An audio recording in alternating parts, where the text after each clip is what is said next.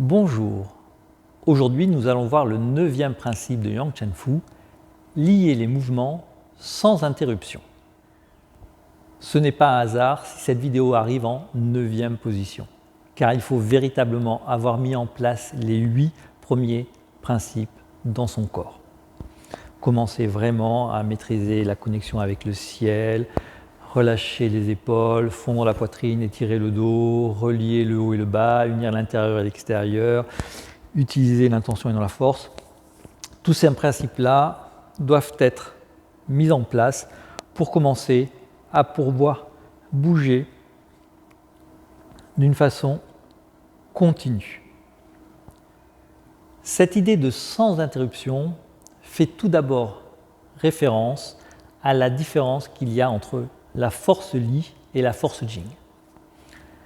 En Tai Chi, nous cherchons à développer notre force Jing qui va s'opposer à la force Li. Donc, comme on l'a déjà vu dans les vidéos, la force Li, c'est la force primitive, la force de contraction, donc qui a par essence un début et une fin. Voilà, la force, je vais réussir à la générer en contractant les muscles.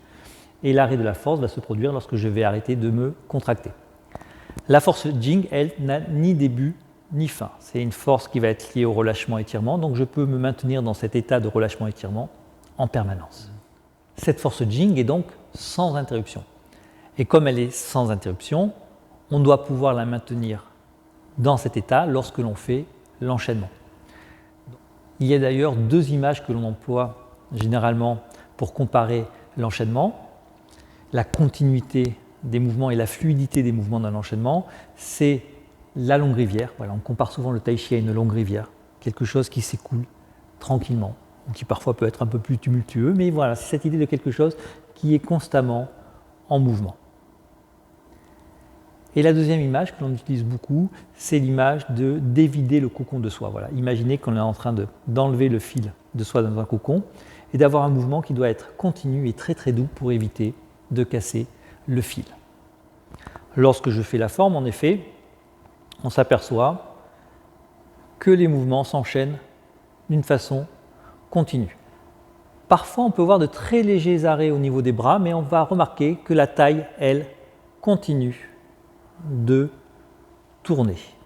D'accord ? Donc ça va être extrêmement important dans une forme de davantage observer la taille que ce qui se passe au niveau des bras. Et comme on peut le constater, la taille, elle, est constamment en mouvement, soit en transfert, soit en rotation. Donc soyez attentifs à ça. Donc la première marque de continuité se voit au niveau de la taille. Il y a donc ces mouvements externes que l'on peut voir s'exécuter d'une façon ininterrompue, mais il y a également des mouvements internes. Parce que lorsque l'on fait l'arbre et que l'on est immobile, il se passe beaucoup de choses en continu dans le corps et à l'extérieur du corps. C'est pourquoi on dit en Tai Chi qu'on est dans le Wei Wu Wei, agir dans le non-agir. Je vais agir sur des éléments naturels. Il y a des éléments qui agissent sur moi en permanence et avec lesquels j'interagis. Ce premier élément qui interagit avec moi en permanence, c'est la gravité.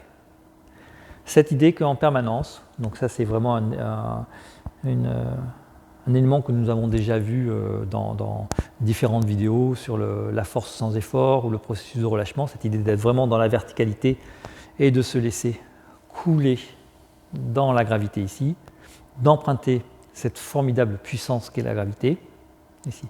Et donc dans ma forme, lorsque je suis ici, que je me relâche correctement, je peux véritablement être en harmonie avec cette gravité. Mais que si je ne suis pas dans mon axe ou si je suis en contraction, là je suis évidemment en train de lutter contre et de me fatiguer. Donc ce mouvement qui est ininterrompu, c'est mon mouvement de coulée ici, qui va s'harmoniser avec la gravité.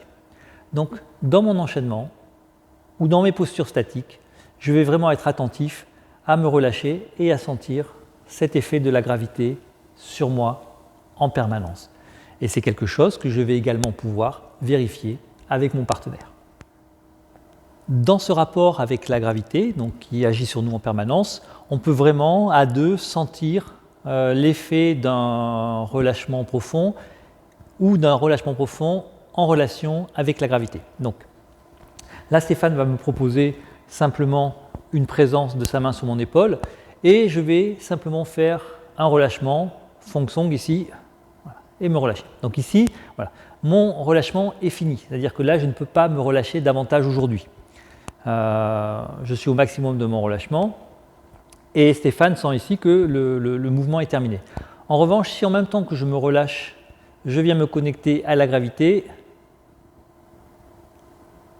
quelque chose va être encore en continu, en train de se vider et en train d'interagir avec la force de Stéphane. Donc c'est vraiment cette idée-là de sentir que dans mon relâchement, je vais le mettre en relation avec cette gravité qui attire chacune de mes cellules vers la terre, ce qui fait que si Stéphane commence à pousser ici, il y a un travail qui est effectué de retour vers sa force.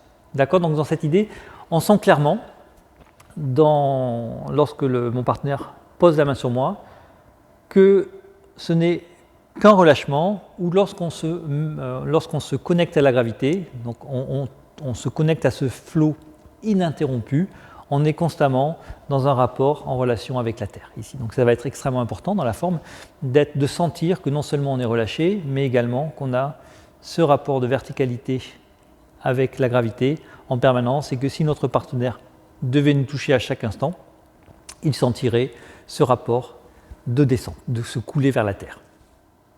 Et dans ce rapport à la gravité, je vais également pouvoir jouer avec cette idée de laisser descendre une force. Par exemple, si Stéphane me pousse sur le ventre ici, et qu'il exerce une force ici, je vais, voyez, pouvoir sans effort ici, ce qui va m'intéresser ici, c'est comme je suis un petit peu plus haut que lui, simplement me relâcher, et s'il force, simplement me relâcher et me connecter à cette force formidable que la gravité exerce sur moi, l'emprunter pour venir également écraser Stéphane ici. Donc c'est une des propriétés fabuleuses de la gravité quand on est correctement connecté à elle, c'est quand je lâche ici. Voilà.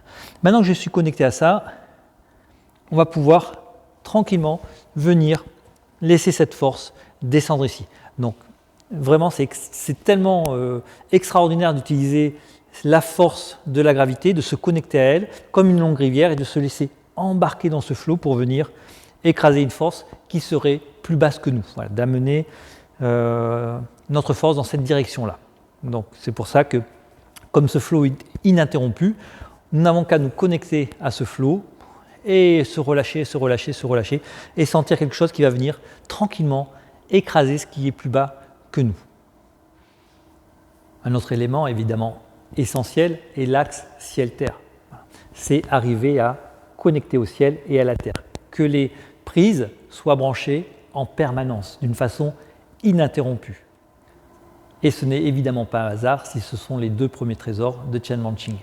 Avoir la tête suspendue et mettre le poids au milieu des pieds, se connecter au ciel et à la terre.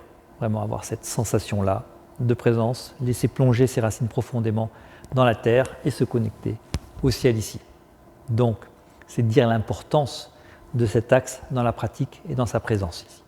C'est cette idée que lorsque l'on fait du tai chi, on connecte le ciel et la terre, on est dans cette ligne d'énergie extrêmement claire, cet axe extrêmement clair.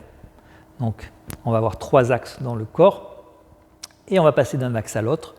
Et ici, c'est cette idée que ce soit toujours en place d'une façon ininterrompue lorsque l'on fait du tai chi. Et d'un coup, si je ne fais plus du tai chi, hop, on débranche, mais on sent bien que ce n'est pas la même vibration qui habite le corps.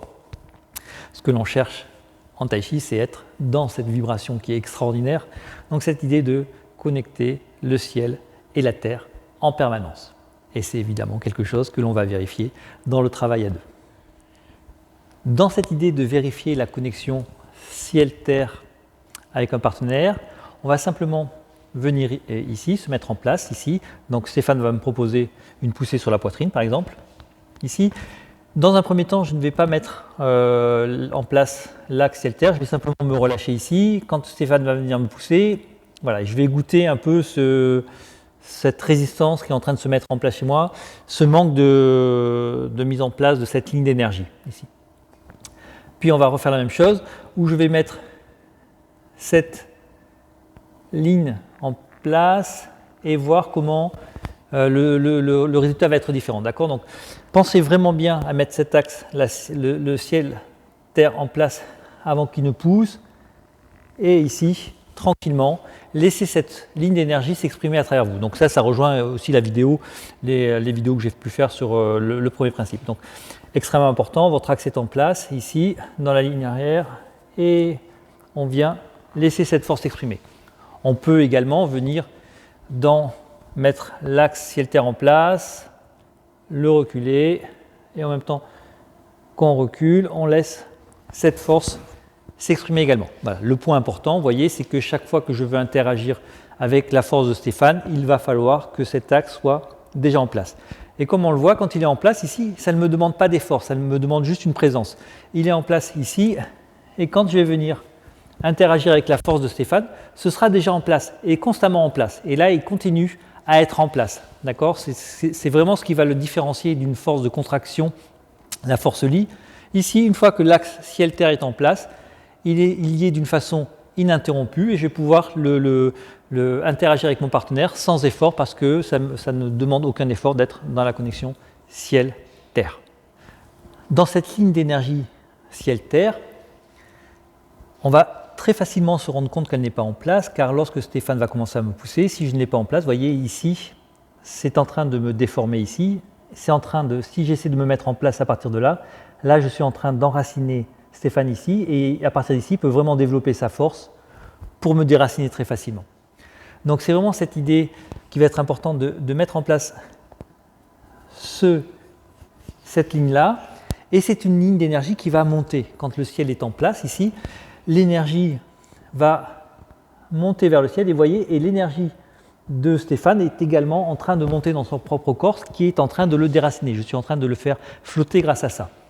Donc dans cette idée d'être connecté avec le ciel sur l'axe ciel-terre, je vais pouvoir aussi bien le faire flotter, mais si jamais, parce que là je vais chercher à le faire flotter, parce que ses mains sont au-dessus de mon centre de gravité.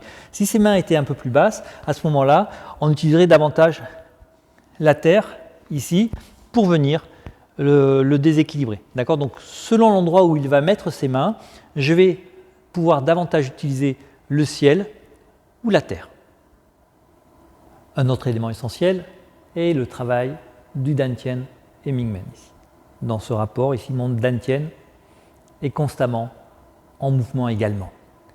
Il y a toujours ce mouvement d'ouverture et de fermeture. Dans la forme, ici, quand je suis dans ce travail-là, ici, que j'ai ce rapport au Dantian, on va vraiment sentir les mouvements de Song, Krai, Re, ici, en permanence. Dit d'avoir un Dantian constamment en mouvement.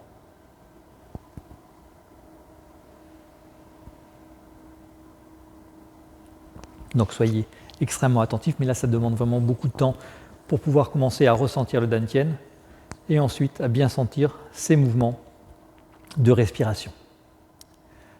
Donc dans ce travail du Dantian, un travail qui va être continu, cela rejoint la vidéo que j'avais déjà faite sur le principe d'utiliser l'intention et non la force physique. Donc c'est cette idée ici, lorsque l'on va travailler avec le Dantian, lorsque Stéphane me propose une petite pression ici, c'est vraiment d'arriver à comprendre, de mettre en jeu ce travail du Dantian pour générer une force qui remonte le long de sa ligne de tension pour interagir avec sa structure. D'accord ?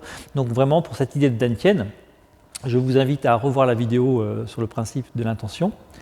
Et c'est cette idée que dans la forme, voilà, c'est constamment présent dans le Krai et le Re, donc cet état de Song, Krai, Re, et d'avoir ce travail en permanence qui va s'exprimer aussi bien dans cette idée de venir faire Krai, Re, ici, de venir vraiment fermer ici, ou au contraire, un travail d'expansion qui laisse remonter l'énergie ici. Donc ce travail avec le Dantian Mingmen, est aussi continu dans notre travail de Tai Chi. Et évidemment, ce qui est constamment en mouvement dans le corps est notre Chi. notre chi qui circule en permanence dans le corps, qui passe par le dantian, le mingmen, qui remonte le long de la colonne vertébrale, qui vient s'exprimer jusqu'au bout des doigts. C'est cette sensation-là dans notre forme, on sent vraiment dans notre corps que tout est chi. Et en permanence, ce chi est en mouvement. Ici, on sent bien le travail du dantian et du mingmen dans ce processus-là. Donc, c'est quelque chose de bouger d'une façon physique, et c'en est une autre de sentir que c'est le chi qui commence à animer notre corps. Donc, et c'est vraiment ce que l'on va chercher aussi à sentir dans notre travail à deux, vraiment sentir que ce travail de chi va être à l'origine de notre force. Et ce chi, il est conduit par l'esprit, par le i, par l'intention, qui elle aussi, ou lui aussi, l'esprit ou l'intention, est toujours en mouvement. C'est un esprit qui doit être fort, non pas fort dans la volonté, mais fort dans sa capacité à ne pas se laisser distraire, fort dans sa capacité à être partout, dans chacune des cellules de son corps, tout autour de soi. Voilà, c'est vraiment cette capacité à développer son esprit, presque comme étant omniscient, de se connecter à des choses beaucoup plus grandes que nous, ici.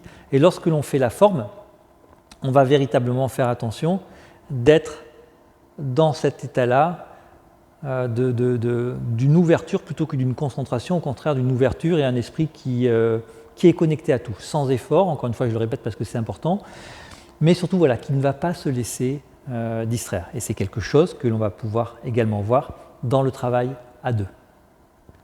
Donc quand je dis que l'esprit agit d'une façon continuelle, sans discontinuer, c'est vraiment cette idée de mettre en place une intention, un i, qui va être fort. Ce que j'entends pas fort, c'est pas fort dans la volonté, mais c'est fort dans cette capacité à être présent sans effort, à ne pas se laisser distraire par ce qui se passe, à être dans une relation claire avec la force de son partenaire. Lorsqu'on va être dans les tuisho ici, il va falloir que mon i soit extrêmement clair. Il va rejoindre mon axe ici et il va tout simplement ne pas se laisser distraire par ce que pourrait proposer Stéphane ici, mais juste être connecté avec ce qui est, bien sentir les choses, les sentir avec justesse. Donc mon esprit va être continuellement dans ce rapport clair avec les choses. Et enfin, un dernier élément important qui se fait d'une façon également ininterrompue est évidemment la respiration.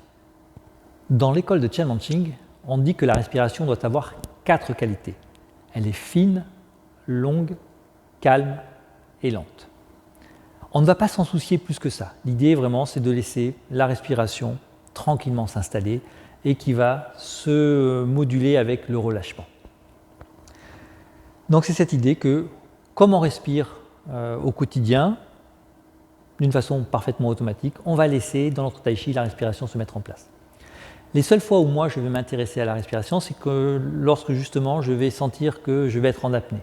Donc lorsque je vais sentir que d'un seul coup, je vais me sentir pas très bien dans ma respiration, c'est qu'il y a eu un blocage quelque part et je vais essayer de voir à quel endroit dans mon corps est la résistance ou dans mon esprit, quelque chose s'est mis en résistance et est venu contracter mon corps et m'a empêché d'avoir les 4 qualités de la respiration. Donc, on ne va pas faire un travail spécial dans notre école sur la respiration, voilà. Mais il y a un moment dans la pratique où ça va être intéressant de voir notre enchaînement sous ce prisme-là et essayer de bien voir si elle a toujours ces 4 qualités en place. Et ensuite, il va évidemment falloir qu'on garde ces 4 qualités durant la pratique des tuisho. Voilà, arriver à faire en sorte que l'on ne soit pas essoufflé, que l'on arrive à... Ce qui est un vrai challenge, parce que émotionnellement, il se passe tellement de choses dans les tuisho que parfois, souvent, on peut avoir notre respiration qui s'emballe parce que tout simplement notre esprit s'emballe et notre corps se met en tension. Donc ça va être un challenge d'arriver à garder cette respiration avec ces 4 qualités qui sera l'indice que notre esprit est resté calme ainsi que notre corps. Et donc tous les principes sont en place, évidemment les 8 premiers principes vont être en place et ensuite on va faire la forme. Mais c'est également très important de pouvoir le vérifier dans le travail à deux. Donc, je vous invite à prendre un partenaire et qu'il vienne tester votre unité lorsque vous faites votre forme. Voilà, un partenaire qui va venir vous appuyer à différents endroits du corps pour pouvoir voir si vous êtes stable et que les principes sont en place. Donc je vais essayer de le faire avec Stéphane. Donc on va tester dans l'enchaînement cette force ininterrompue. Donc Stéphane ici va me pousser toujours d'une façon très collaborative, mais en revanche, il peut quand même mettre un peu de force.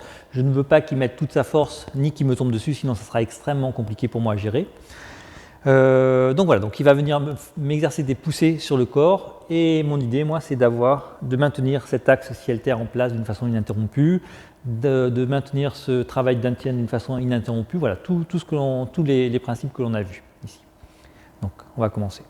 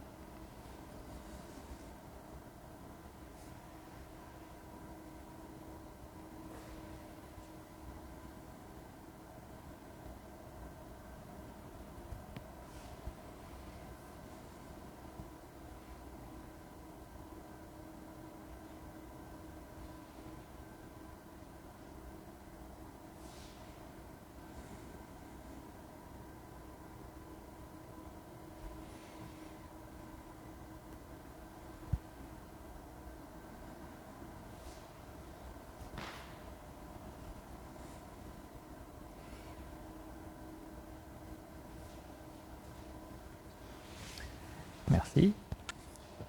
Il y a donc, dans notre pratique du Tai Chi Chuan, beaucoup d'éléments qui sont liés sans interruption. La forme, notre rapport au souffle, le Qi, l'esprit, la gravité, l'axe ciel-terre, le Dantian, le Mingmen, voilà. Tout ceci est dans un seul mouvement en permanence et tout est lié au mouvement de l'univers.